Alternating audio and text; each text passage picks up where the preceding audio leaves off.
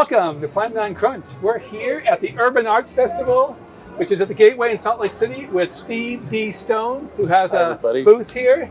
And Steve is part of Plan9Crunch.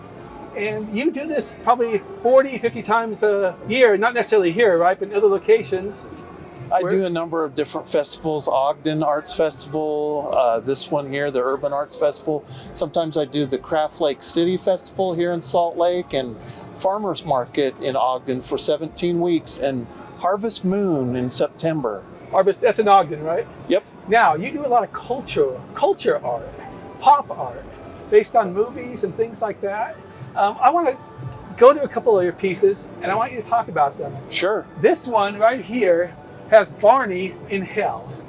Now, how did you get the idea for that? I'll tell you about the idea for that. Now, back in 2013, Alice in Chains came out with an album called The Devil Put Dinosaurs Here.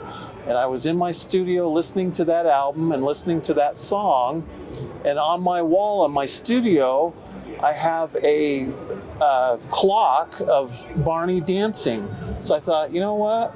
I can interpret this song and paint a painting based on a dinosaur dancing in hell, because that's the title of the Alice in Chains song is The Devil Put Dinosaurs Here.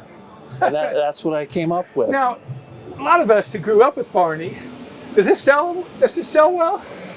Well, the first version sold at the Ogden Arts Festival last month. This is the second version. The second version has McDonald's cheeseburgers at the bottom, which the first one does not. Okay. So now, Tree Girl, right here, with this young woman in a bikini, and she has tree hair and tree hands. What gave you the idea for this? back in 2011, I was commissioned to do a series of carnival banner paintings for a haunted house in Riverdale.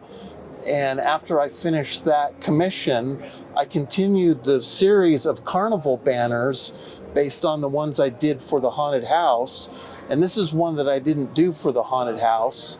I just came up with it after I did the larger carnival banners that were, some of them were 6 feet tall by 12 feet long.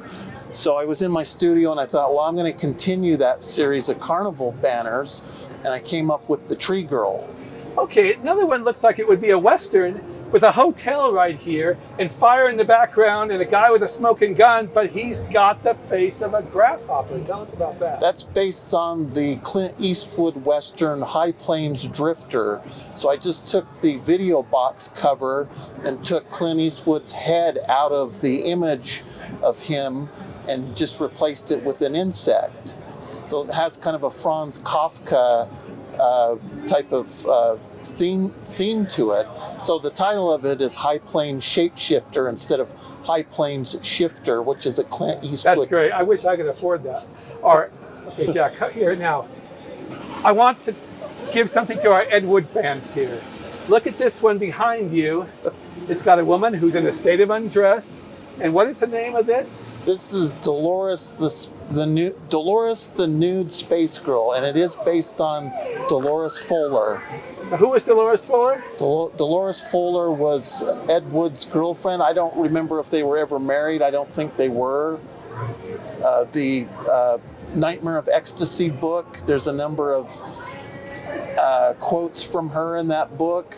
Of course, she's in a lot of the Ed Wood documentaries as well, such as Plan9. Glenn or Glinda, right? Glenn or Glinda, yeah. And also Jailbait, 1954. What's that movie she's in that Ed Wood had nothing to do with? It's Mesa. Oh, Mesa Lost Women. She's in also. 1953, Ron Orman, right? Yeah, Dolores eventually left Ed, but became a songwriter for Elvis Presley, right? So she, unlike so many other people in the Ed Wood group, she went on to become extremely successful, although I guess you could say Criswell was pretty successful. Well, Dolores wrote her autobiography called Fuller Life, right? And I think there are some nude pictures of her in that book. So you did have inspiration for it, correct? No, I actually came up with the sketch for that back in the 90s when I had not read that book yet. Oh, okay. I had read Nightmare of Ecstasy, though. Okay, the Rudolph Gray book. Yes. Thank you very much, Steve. And that's a wrap.